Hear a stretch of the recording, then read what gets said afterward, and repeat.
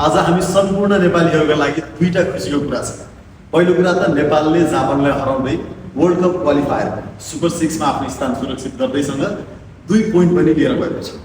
र यसका साथसाथै अर्को एकदमै महत्त्वपूर्ण र खुसीको कुरा के हो भने नेपाल प्रिमियर लिगको क्लब विराटनगर किङ्सले कोशी प्रदेशको क्रिकेटको उत्थानका लागि अन्डर 23 को टुर्नामेन्ट आयोजना गर्दैछ। यो टुर्नामेन्ट भोलिबाट हुँदैछ भने यसका केही महत्त्वपूर्ण पाटाहरू पनि छन्।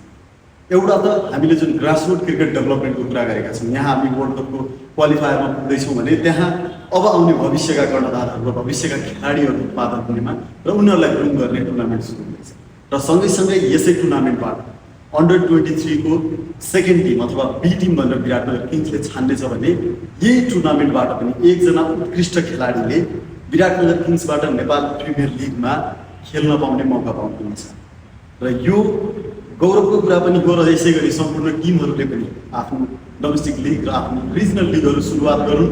विराटनगर किङ्सलाई धेरै धेरै धन्यवाद। हामी सबैले विराटनगर किङ्सको यो इनिसिएटिभलाई साथ दियौँ। धन्यवाद।